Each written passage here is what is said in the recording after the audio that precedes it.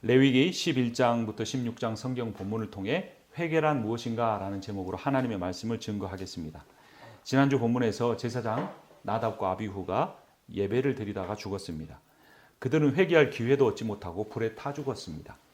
하나님께서 명령하신 방식이 아니고 사람 자기 마음대로 예배를 드리다가 죽은 것입니다. 죄의 본질이 윤리 도덕적인 죄가 아니고 자기 마음대로 하면서 사는 것임을 알 수 있습니다. 그것이 세상 일이든 예배든 자기 마음대로 하면 안 된다는 겁니다. 그들이 죽은 뒤에 하나님께서 명령을 주십니다. 레위기 10장입니다. 오늘 본문 바로 앞에 10장 10절을 제가 읽고 11절을 함께 읽겠습니다. 그리하여야 너희가 거룩하고 속된 것을 분별하며 부정하고 정한 것을 분별하고 또 나여 주가 모세를 시켜 말한 모든 규례를 이스라엘 자손에게 가르쳐야 할 사람들이다. 거룩한 것과 속된 것을 구별하는 것이 죽고 사는 문제임을 알 수가 있습니다. 나답과 아비후가 죽은 이유가 바로 하나님의 거룩하심을 훼손했기 때문입니다. 이제 하나님은 새로운 법을 주시면서 회개하라고 명령하십니다. 회개란 뉘우침이나 이 양심의 가책이 아닙니다. 잘못했다고 말하는 것 정도가 아닙니다. 회개란 잘못된 길을 가다가 올바른 길로 돌아서는 것이 회개입니다. 회개하지 않으면 나답과 아비후처럼 죽을 수 있습니다. 그러면 어떻게 해야 될까요? 10장에서 이어지는 11장 2절과 3절을 보겠습니다. 2절을 제가 읽고 3절 같이 읽습니다. 너희는 이스라엘 자손에게 다음과 같이 일러라. 땅에서 사는 모든 짐승 가운데서 너희가 먹을 수 있는 동물은 다음과 같다. 짐승 가운데서 굽이 갈라진 쪽발이면서 새김질도 하는 짐승은 모두 너희가 먹을 수 있다. 11장의 내용은 단순히 먹을 수 있는 음식과 먹을 수 없는 음식에 관한 이야기가 아닙니다. 먹는 것은 물론 매우 중요합니다. 왜냐하면 먹는 것이 그 사람의 정체성과 신앙을 보여주기 때문입니다. 술 마시는 거, 술 자체를 성경에서 금했는가 금하지 않았는가 중요한 게 아니라 그 술 마시는 분위기 자체, 그런 것을 사모하는 것이 그 사람의 정체성이 되는 겁니다. 우리 몸은 하나님의 성전입니다. 아무 것이나 먹는 것은 하나님의 성전을 함부로 대하는 잘못된 태도입니다. 그래서 내 건강을 위해서만 아니라 하나님의 거룩하심을 위해서 가려서 먹어야 합니다.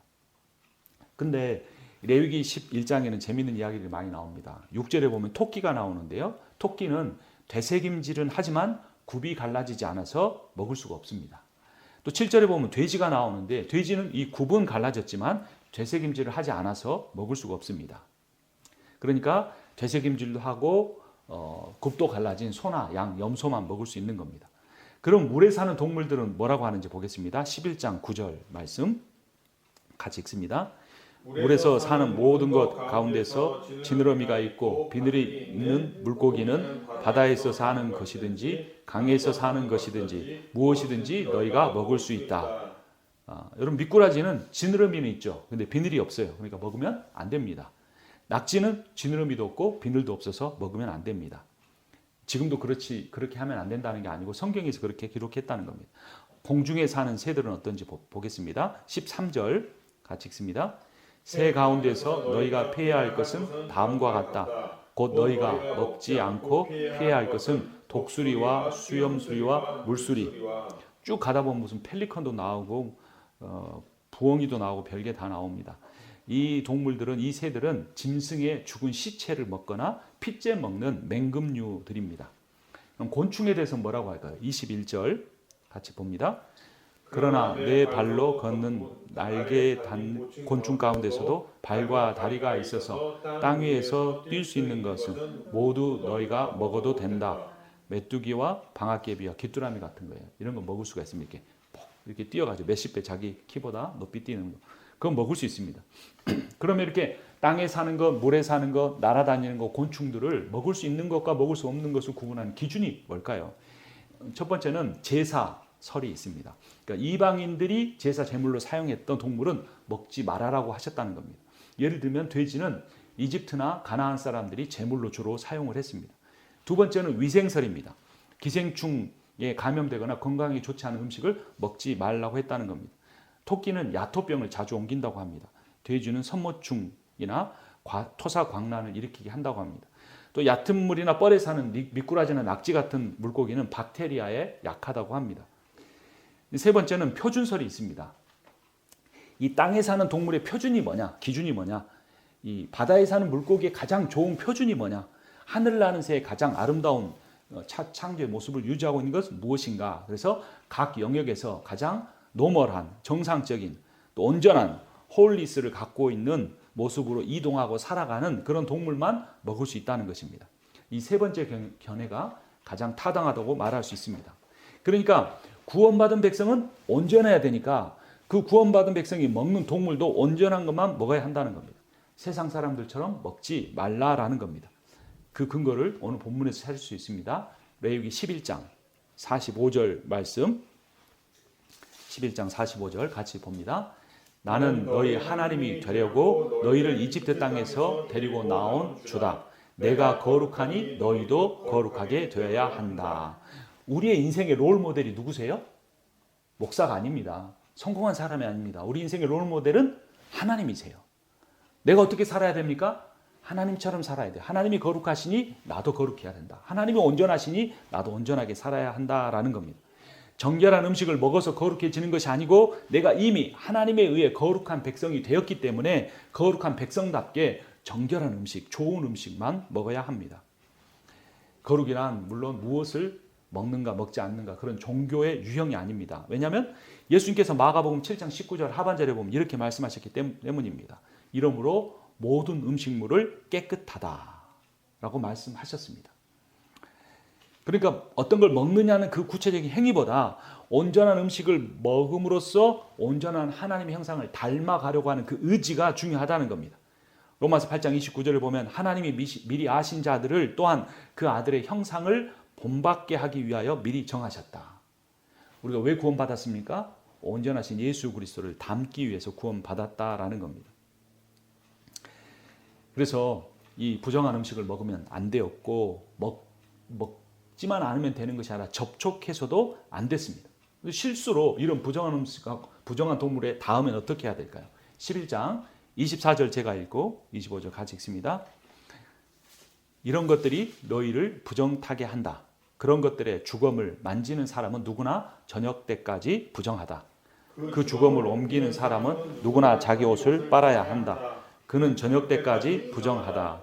실수로 거룩함과 온전함을 잃어버린 사람에게 회복의 기간과 절차가 준비되어 있었습니다. 최소한 7일을 기다려야 했습니다. 그리고 더러운 것을 깨끗하게 해야 했습니다. 그러니까 회개는 잘못했다고 말만 하는 것이 아니라 실제 행동을 해야 한다는 걸 배울 수가 있습니다. 이제 11장을 지난 12장에 보면 출산한 산모의 정결을 회복하는 내용이 나옵니다. 그러니까 11장은 밖에서 들어오는 음식이 이 사람을 부정하게 못하게 하는 것이고 12장은 내 몸에서 밖으로 나가는 것이 나를 부정하지 못하게 하는 것입니다. 아이를 낳은 산모는 어떻게 해야 될까요? 1절부터 4절까지 교독합니다. 12장입니다. 주님께서 모세에게 말씀하셨다. 이스라엘 자손에게 일러라. 여자가 임신하여 아들을 낳으면 그 여자는 이래 동안 부정하다. 마치 월경할 때와 같이 부정하다.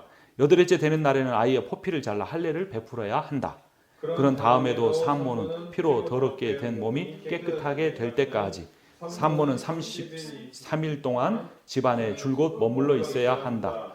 몸이 정결하게 되는 기간이 끝날 때까지 산모는 거룩한 물건을 하나라도 만지거나 성소에 드나들게 해서는 안 된다. 산모를 아들 낳은 경우에 7일을 부정하고 33일 동안 정결하는 기간이 필요합니다. 7 더하기 33은 40일 동안 격리가 되어 있어야 했습니다. 성경을 나중에 읽어보시면 아시겠지만 요한은 80일 동안 2배나 되는 기간을 격리되어 있어야 했습니다.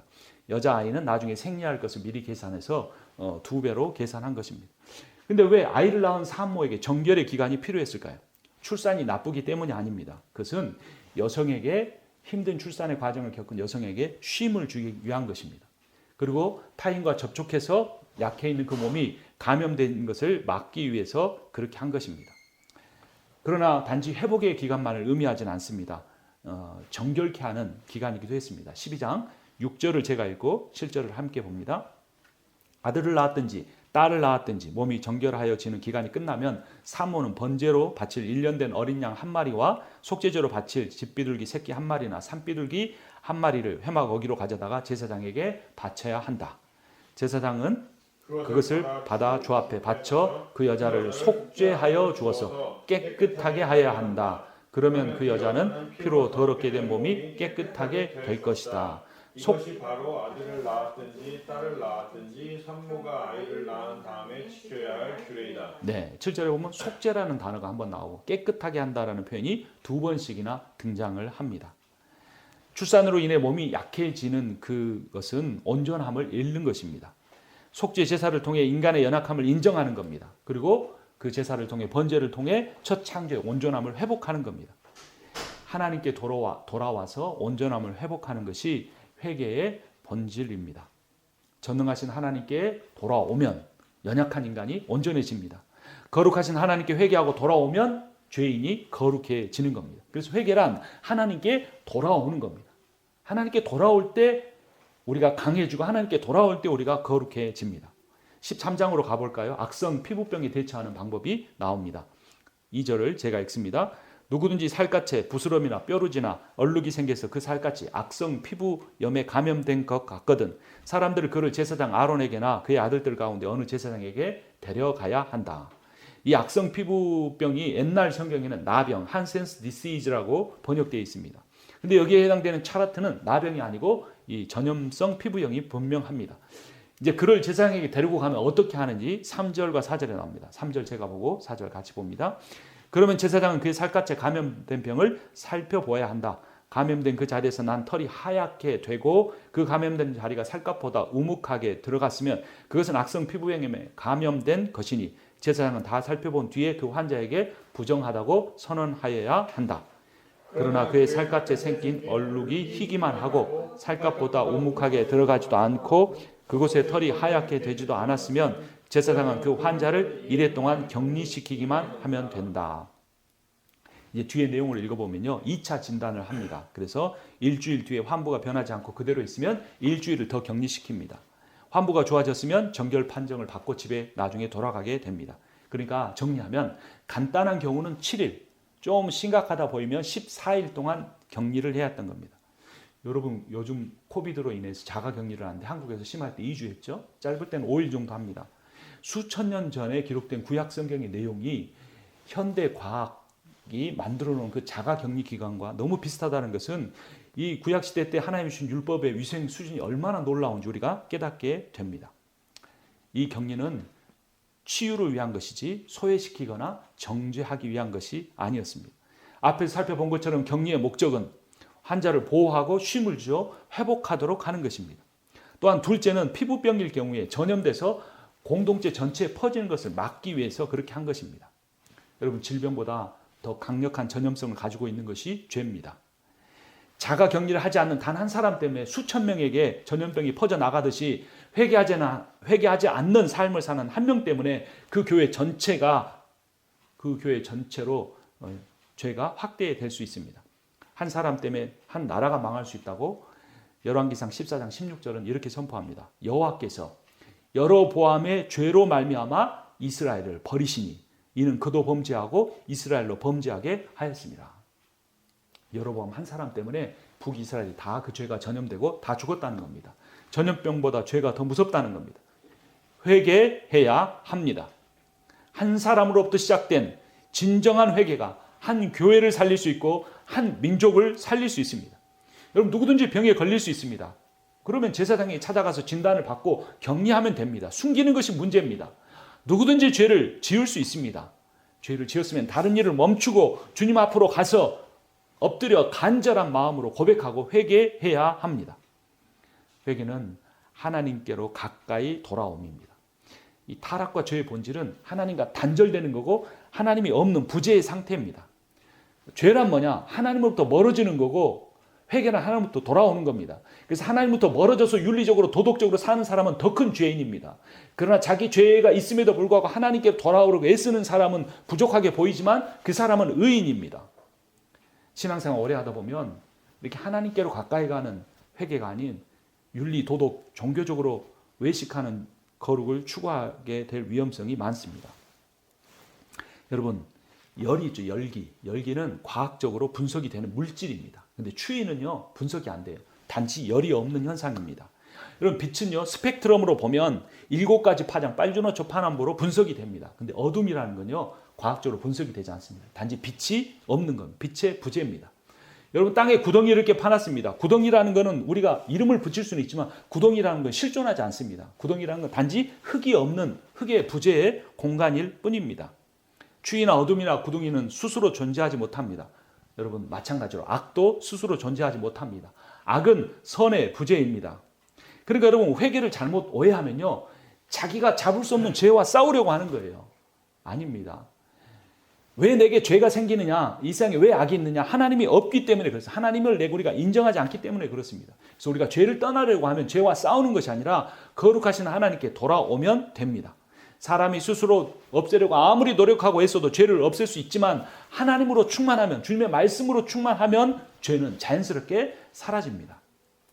부정한 음식을 먹거나 만졌거나 유출병에 걸렸거나 피부병에 걸렸거나 어떤 이유로든 여러 가지 이유로 온전하지 못한 사람들은 자가격리를 해야 되는데 그 목적은 그 사람을 쉬게 하는 목적도 있지만 하나님만 바라보는 시간을 가지라는 겁니다. 비즈니스도 내려놓고 바꾸는 일도 내려놓고 가정의 일도 다 내려놓고 하나님만 바라보는 시간을 가지라는 것입니다. 그래서 레위기 14장 2절을 보면 다음은 악성 피부병에 걸린 환자를 정하게 하는 날에 지켜야 할 규례이다. 사람들은 악성 피부병에 걸린 환자를 제사장에게로 데려가면 19절 부정한 상태에서 이제 정하게 되려는 그 사람의 죄를 속하여 주려고 제사장은 속죄 제물을 바친다라고 말합니다. 그러니까 단지 전염병이나 유출병이나 어떤 죽음을 만져서 부정하게 된 것이 어떤 부정의 문제만 아니라 깨끗하게 질병이 나으면 되는 것이 아니라 속죄하는 과정이 필요했다라는 것입니다.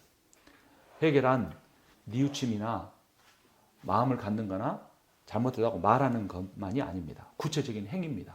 이 구약시대 사람들처럼 자기 시간을 들여야 됩니다. 자기의 재물을 사용할 수 있어야 됩니다. 돈을 바로 사용하고 시간을 바로 사용하는 사람으로 바뀌는 것이 진정한 회개입니다. 말로는 그렇게 하면서 그렇게 자기 마음대로 사는 삶이 더 강화되면 그것은 회개가 아닙니다.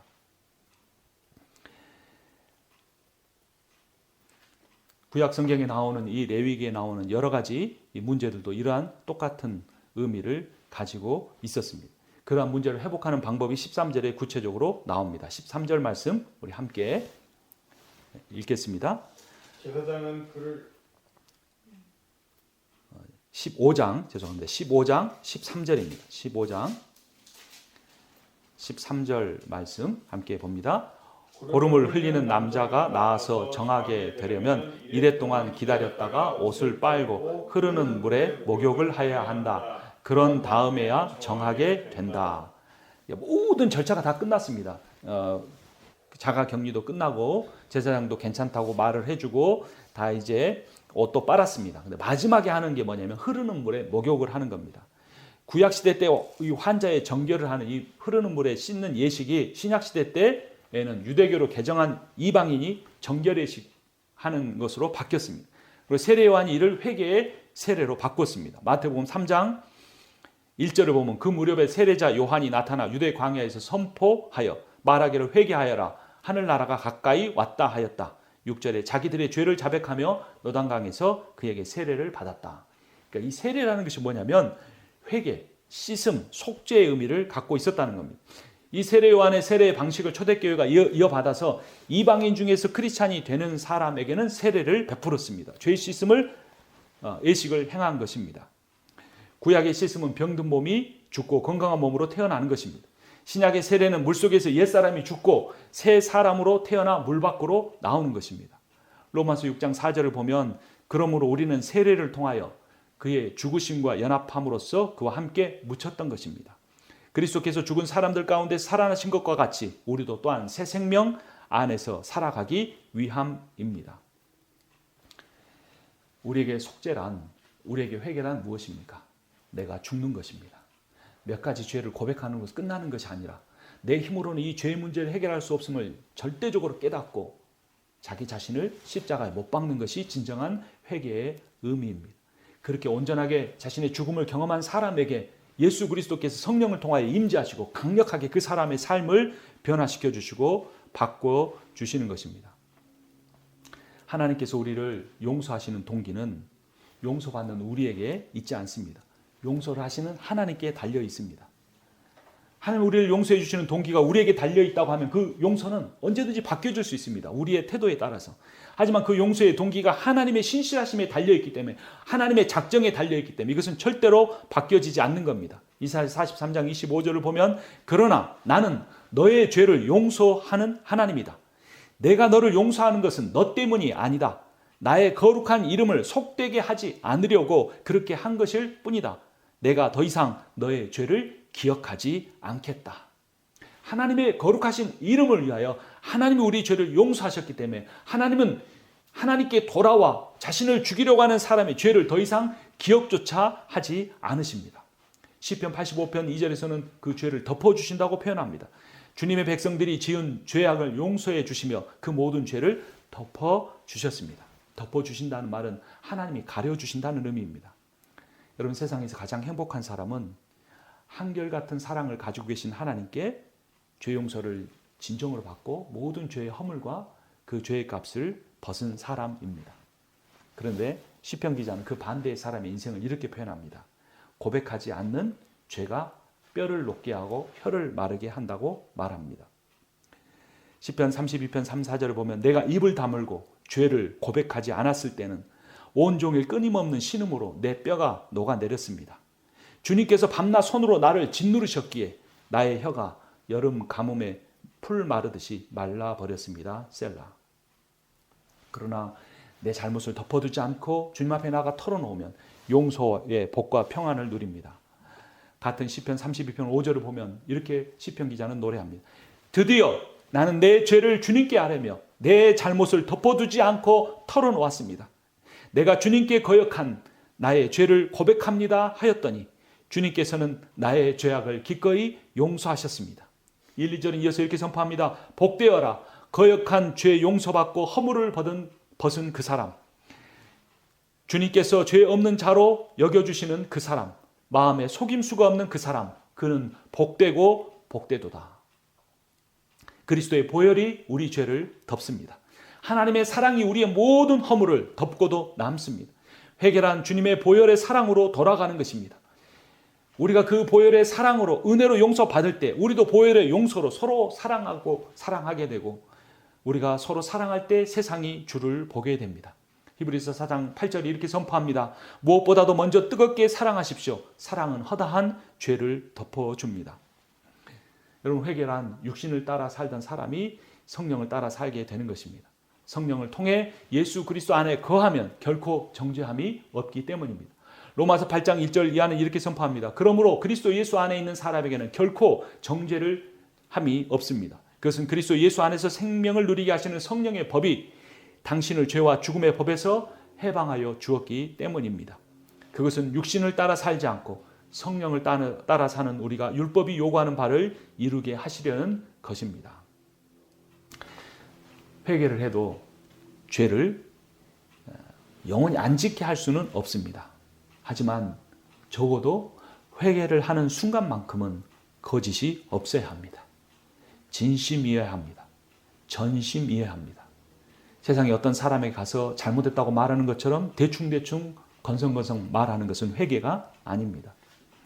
하나님께서는 죄를 싫어하시지만 죄보다 그 죄를 가리는 거짓과 위선을 더 싫어하십니다. 죄는 용서받지만 위선은 절대로 용서받지 못하고 심판을 받습니다. 그러나 내가 진심으로 온 마음을 다해 회개하면 정결하게 하시는 것은 하나님이 하십니다. 그리스도를 통한 속죄가 우리에게 완벽하게 이루어집니다. 그래서 회개란 내 죄에 대한 애통함이기도 하지만 하나님의 거룩함에 대한 목마름이기도 합니다. 목마른 자와 애통하는 자에게 복이 있다고 예수 그리스도께서 산상수훈 5장에서 이렇게 말씀하십니다. 슬퍼하는 사람은 복이 있다. 하나님이 그들을 위로하실 것이다. 의에 줄이고 목마른 사람은 복이 있다. 그들이 배부를 것이다. 여러분, 죄 때문에 슬퍼하십니까? 여러분, 하나님의 의가 내 인생에 채워지기를 간절한 목마름으로 하나님께 간구하고 있습니까? 그러면 여러분, 하나님의 위로를 받으실 것이고 세상의 어떤 것으로도 얻지 못한 배부름을 얻게 될 것입니다.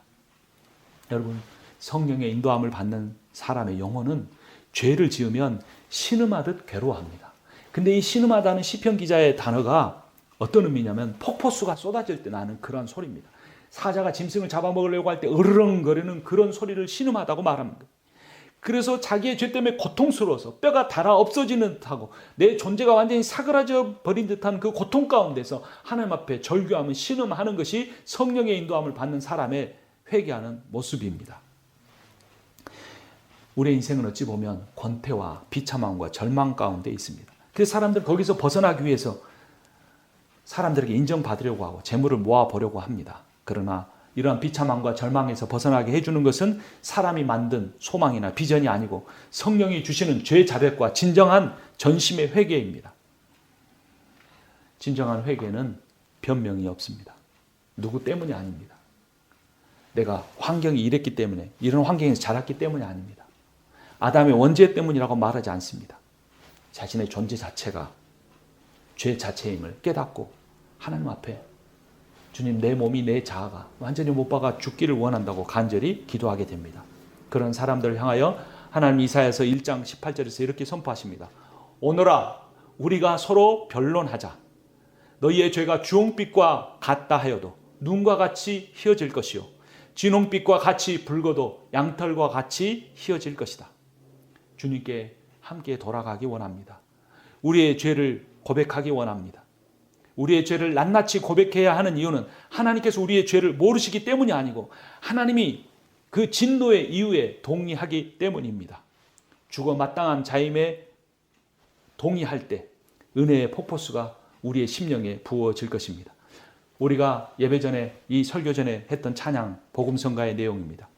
내 백성이 나를 떠나 돌아섰지만 내 사랑이 내 백성은 포기 못하니 내 모든 건 내어주고 나 그들을 얻으리라. 여호와께 돌아가자. 우린 돌아서도 그는 변치 않네. 여호와께 돌아가자. 우린 넘어져도 그 사랑 영원하네.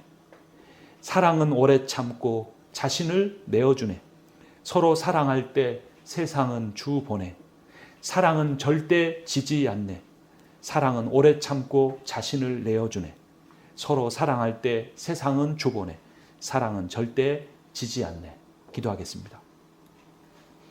우리를 사랑하시기에 우리를 포기하지 않으신 주님의 이름을 찬양합니다.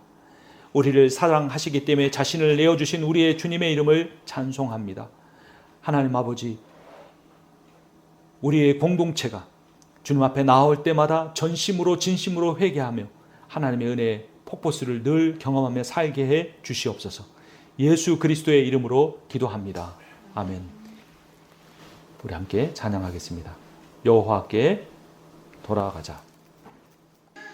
우린 돌아서도 그는 변치 않네. 여호와께 돌아가자. 우린 넘어져도 그 사랑 영원하네.